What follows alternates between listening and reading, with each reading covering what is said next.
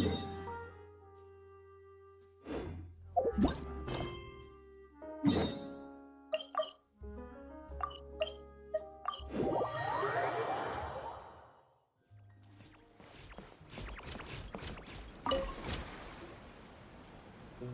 Frenade! Thelxie! We're here!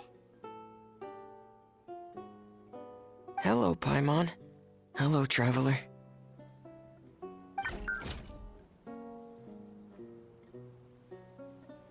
Is the crown ready?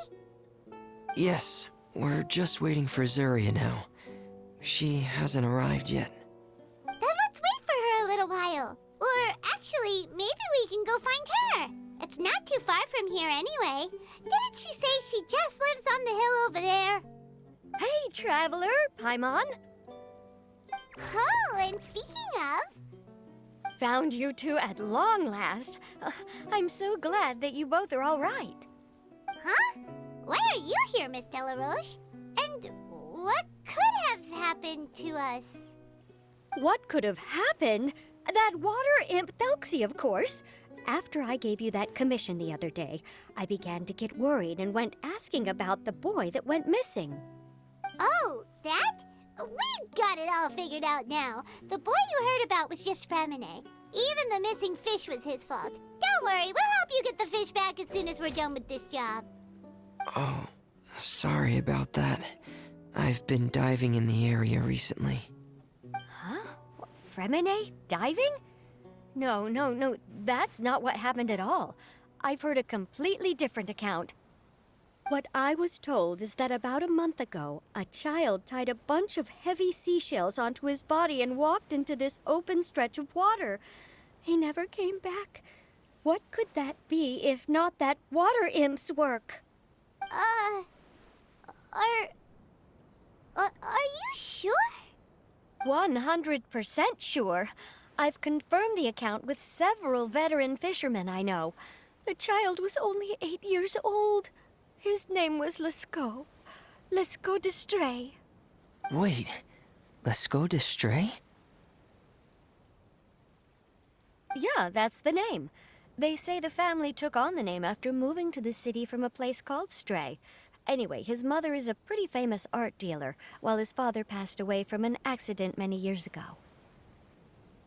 Oh, well, naturally, his mother was devastated by the incident and fell terribly ill. It's said that she left the court of Fontaine, and no one knows where she's gone. It can't be, right? Lescaut d'Estray? Zuria d'Estray? It must be some sort of a coincidence? I'm sorry, miss.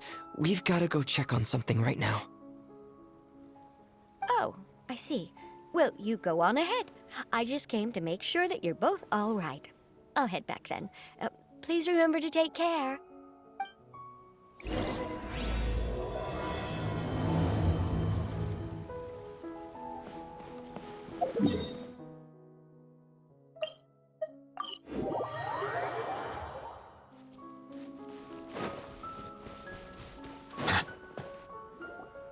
Excuse us. Is anyone here? Is this Madame d'Estray's place? Who are you? I have a patient here who needs quiet bed rest. Please leave us be unless you have anything urgent to report. This is the residence of Zuria d'Estray, and I'm Jala Khan, her family doctor. What did you mean by your question just now? Who else could be my patient? Your patient should be Zuria's son, right? She told us herself that her son had contracted loneliness syndrome. No, you're right. Young Master Lescaut did have that illness once upon a time, but well, the young master's no longer with us. And now the Madame has come down with the same illness. Are you her friends, by any chance? Oh, so when she had requested time to go out over the past few days, it was so she could spend them with you. So, if I'm understanding this right, the one who's suffering from uncontrollable delusions is the Madame herself? She believes her son is still alive? That is correct. When the young master disappeared, she was organizing an art exhibit that she had specifically prepared for him. But since she had to leave the house, she was unable to see her son one last time. That might have been the trigger for her regret. Or perhaps the family's fall into loneliness and grief was inevitable as soon as the old master passed away. First the son, and then the mother. But how could that be? She really looked like she had a handle on everything. Her smile was so lovely, and she even told us to stay optimistic. But you're saying she... Those actions are proof that she can no longer differentiate between fantasy and reality. Then all the other things that she told us about her son, were those fake too? No, those were all real. Although they were all things that happened before the young master left us for good. Madame's time has just never moved forward since his passing. I see. So after her son left, she created a fantasy world where her son was still with her. She was looking for a way to cure his illness when she ran into us. She has been in a good mood the past few days, even humming a song when she returned from her stroll. She even began discussing with me the idea of using deliberate guidance to ease the illness. It was all going well, until last night. She spent a whole night staring at the shell the young master left behind, and the words that he had inscribed onto it. Then she broke down once more. I prescribed some sedatives, and she's currently resting. But then what should we do? How can we help her? There has to be something we can do. Don't panic, Paimon. Even though this is a devastating piece of news, we must all calm down first. What should we do? I need to think. I need to remember the old house of the hearth and the children who lived in it. Those patients and what their doctors said back then.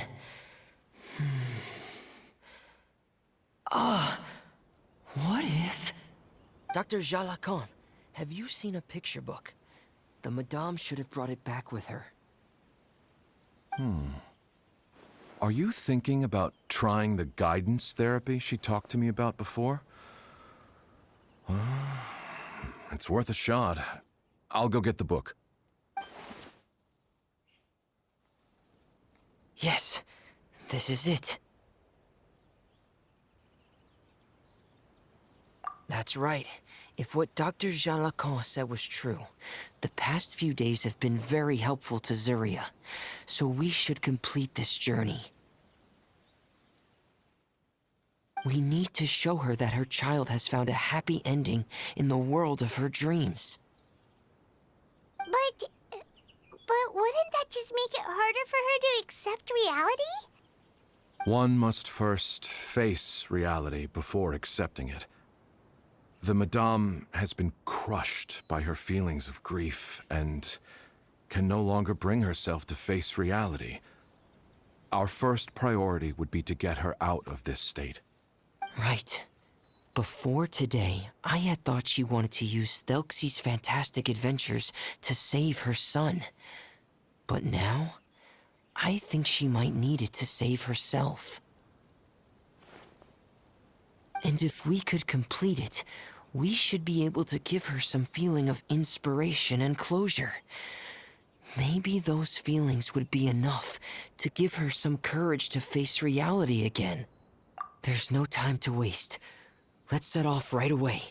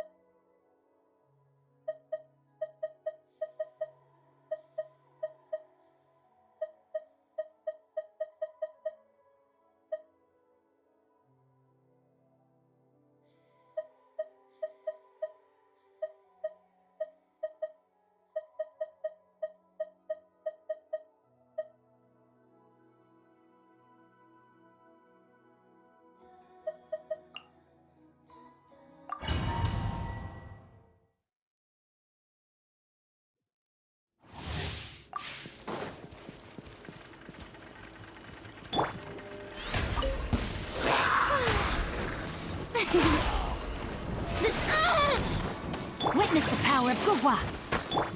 On the way now.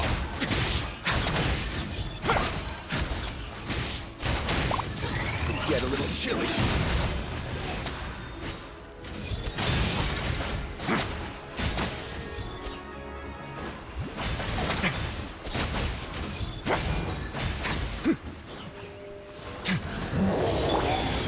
Orders given. Orders received. Rain outlines your fate. Rain Cutter. A moment, please.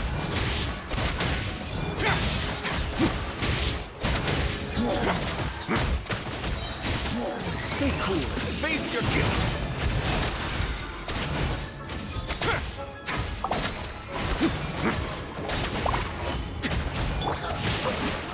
Rain outlines your not good. Wheel of life. Let me weave you a verse. It's going to get a little chilly.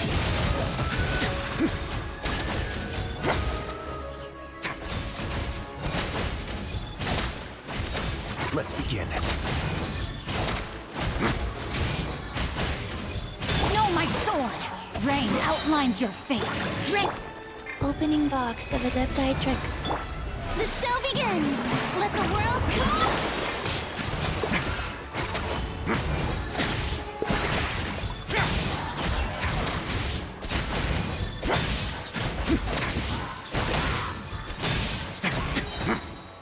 Stay cool and face your guilt.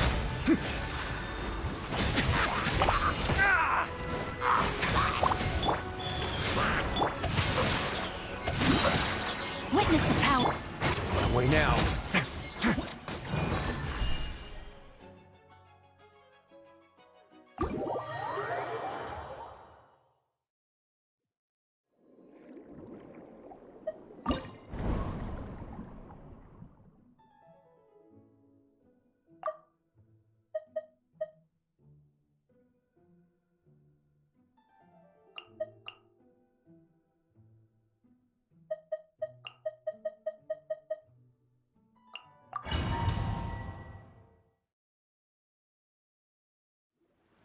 We're here again.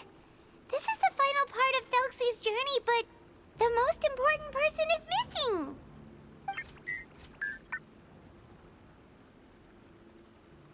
Everyone, please don't be so down and gloomy. Remember what she told us? If we were to feel troubled, the patient would become anxious as well. You're right. Paimon needs to smile. If we have to give something to Zuria, it should be our smiles. We have to keep smiling as we finish this adventure. And then she'll be able to recover, right, everyone? Yeah, I'm sure she will.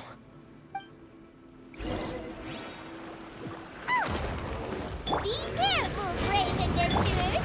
Here comes the evil monsters that stole the crown! There!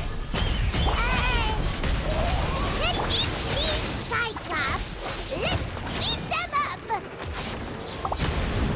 Watch out, everyone! They're coming at us again! There's no need to fear! Prince Thelxie looks stronger than ever today! He must be going all out!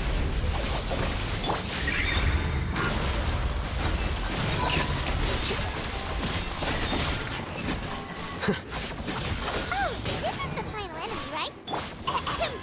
We'll reclaim the crown for you now, Your Highness!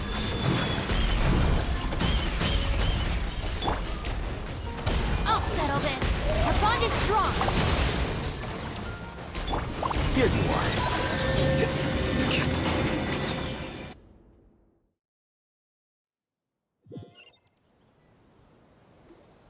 I'm sorry. I have to go. I made a promise to my friends, and I'm already very late. But, Madame, you're still... Don't try to stop me. Today's the most important day for treating Thelxie. We'll use the guidance method. Didn't you also say that you think it'd work? I'm not trying to stop you, Madame. It's just... Could you tell me the name of your child? Dr. Jalacan, how can you forget the name of your own patient? His name is Thelxie. He's the prince of the kingdom of water imps. We will go today to reclaim his crown and attend his coronation ceremony. I see. Madame, please rest assured, everything is still on schedule. Your friends have already departed to find... Wait, look. They've already returned. Zuria! Zuria! We've retrieved the crown! Paimon, everyone, have you really? Yes, but the coronation ceremony still hasn't taken place, because we felt like you should be the one to preside over it. Wonderful, how wonderful! Thelxie, my child, are you hearing this? Everything you lost will now come back to you, and soon, very soon, you will never be lonely again.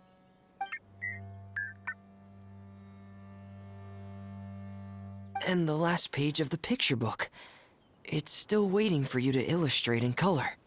Right, the picture book. But I don't know what I should put on the last page. Don't worry, Thelxie and his friends all know what should go on it. Get ready, Zuria. We'll describe everything for you. Okay. At last, Thelxie and his friends were able to drive off the final invading monsters and achieve a dashing victory. Their success was complete, and the recovered crown resplendent. The water imps, finally returning to their homes, showered the prince with love and applause as he greeted them. They once again offered their precious shells to the prince and reconstructed the rainbow bridge of old. As he watched the scene unfold, the prince could not help but be touched by its beauty. Moved by everyone's happiness, the prince stepped onto the rainbow bridge and took a good look at all the friends who had gone on the journey with him. There stood the traveler, Goddess Paimon, Fremine, and... Huh? Where's the last person? The prince looked frantically around, but could not find the person he wanted to see most. At that moment, the person suddenly appeared on the other side of the bridge. She walked towards him with a smile and slowly lifted her veil. The prince could not hold back his tears. He recognized then that the mysterious person that had been by his side the whole time was none other than his mother. Zuria walked across the bridge and placed the crown above the prince's head. She smiled down upon him as she said, "My prince, my king, you shall never, ever need to feel lonely again." That's the end of the story, Zuria. Thank you. Thank you all. I am so sorry, my child.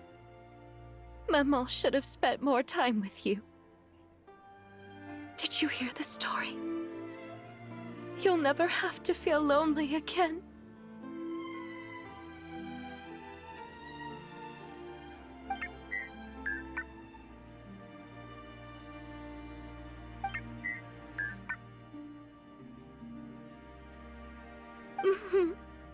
Mama loves you too. What's happening? Is Zuria talking to Thelxie? Quick, put on my diving helmet. There's a transcription module in it that's compatible with Thelxie's output signals. You should be able to use it to understand what Thelxie's saying.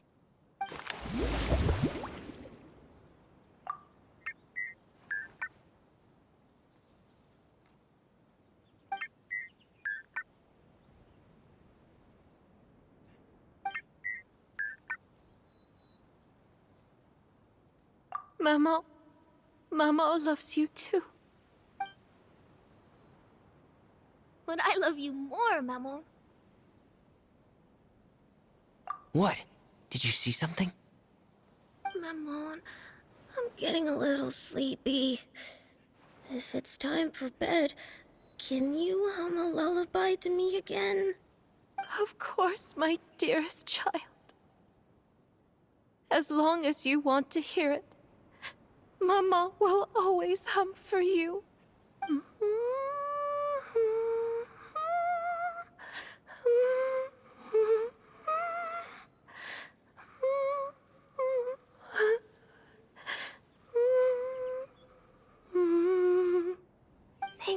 Mammon.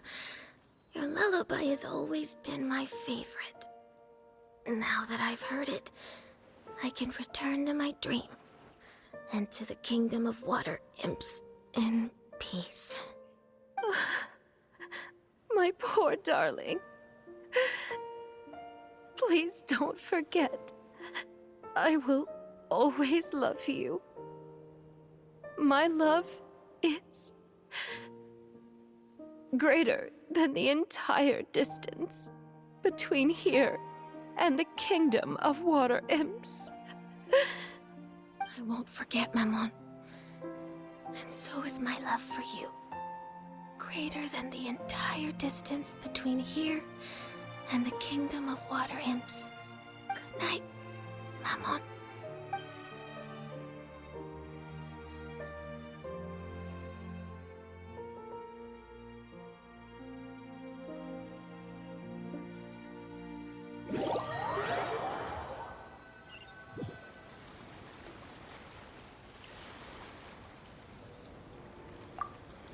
Traveler, Paimon, you're here.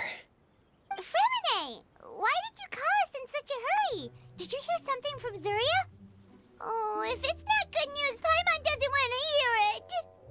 Don't worry, it's definitely great news. The Madame came here for a visit just now with her doctor.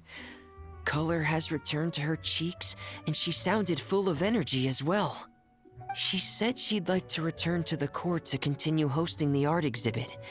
But this time, she'll work with her doctor to exhibit some picture books related to the illness. Of course, Thelxie's fantastic adventures and the guidance therapy will be included in the exhibit as well. She'd like to use her experience to help others. That's wonderful! So it wasn't bad news after all. Mm-hmm. Here, please take this picture book with you. The Madame wanted you to have it. If, at some point in the future, you were to run into someone with similar troubles, she hopes the book would be of use to you. But this is her son's story, right? Is it really okay to give the book to us? Don't worry, it's just a copy. She still has the original. It's extremely important to her. Then there's no problem. It feels good knowing we've contributed to something important. Paimon definitely didn't expect the fantasy adventure to be so useful. Paimon was a little worried about how everything would turn out. After all, fantasy is just fantasy. Paimon, do you know what the Madame said? She said that at the moment when she placed the crown on Thelxie's head, she felt like she really saw something beautiful. Her child had returned, and he told her that he loved her. She also said that was when she was finally able to bid farewell to her son. She felt like at that moment, she was healed by some mystical power, and she was filled with courage from head to toe. Oh, really? Could that just be another part of her fantasy? Perhaps. But if fantasy is just fantasy, and the fantasy world is not real, then how could it still grant us these powers that we can continue to use in the real world? But what else could it be? A descent of the fairy tale world into the real world. At that time, the wondrous fairy tale temporarily became reality and influenced real things in our world. That has to be what happened. You saw it too, didn't you? But that can't be what happened, right? There's just no way. Wouldn't it be like a miracle if that really happened? Yes, I suppose that would be a miracle. I hope that everyone who's found themselves in a dark place would be able to see something beautiful and experience a miracle for themselves.